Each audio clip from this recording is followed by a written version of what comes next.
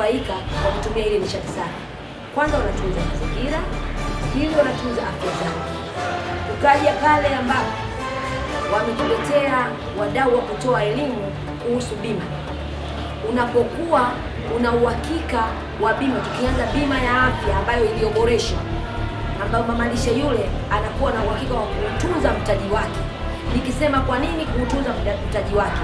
Kwa sababu anakuwa amekata bima ya afya kubwa iliyoboreshwa, kwa sasa hivi ni 150,000 ambayo ile inahudumia watu 6 akiwa yeye na familia yake. Kwa hiyo hata ikitokea dharura imetokea, hawezi kugusa ule mtaji. Kwa hiyo huduma yake itaendelea na biashara yake itaendelea.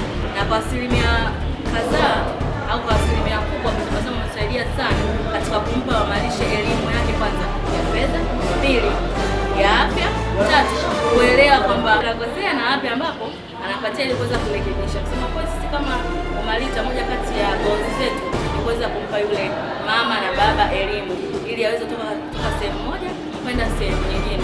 Hiyo nayo inanipa imani ya kwamba mchakato wa upatikanaji wenu umezingatia maeneo mbalimbali, na hilo ndio lilikuwa kusudio.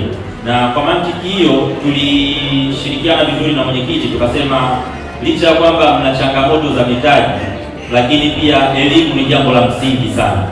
Elimu ya namna gani?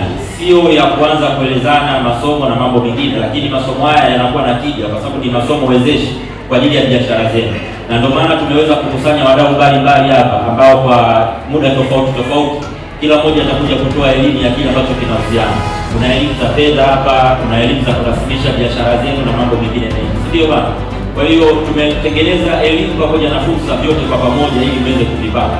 Lengo letu ni kuinua jamii ya mamalishe ambayo tunaamini nyuma yenu mna majukumu makubwa na mna familia ambazo mnapaswa kuzibeba. Kwa hiyo tukiwainua nyie ni sawa sana kwamba tumeweza kushika mikono kaya zaidi ya 200 ambazo zinapatikana hapa kaya. Na kipekee kabisa nitoe shukrani za kutoka kwetu hapa Tabasamu kwa sababu mwitikio umekuwa ni mzuri sana, na mimi nitasema wazi hapa tumeanza na idadi ndogo sana kwa sababu ni mwanzo, lakini malengo yetu sisi wape Tabasamu pamoja na partner wetu GSM Foundation, malengo yetu ni kufikia mamalishe 3,000 ndani ya mwaka. Malengo yetu ni kufikia mamalishe 3,000. Sasa kwa hii idadi ambayo imeanzia hapa inatupa moyo ya kuhakikisha kwamba mamalishe wengine 2,800 ambao wamebakiwa tuna jukumu la kuwafikia.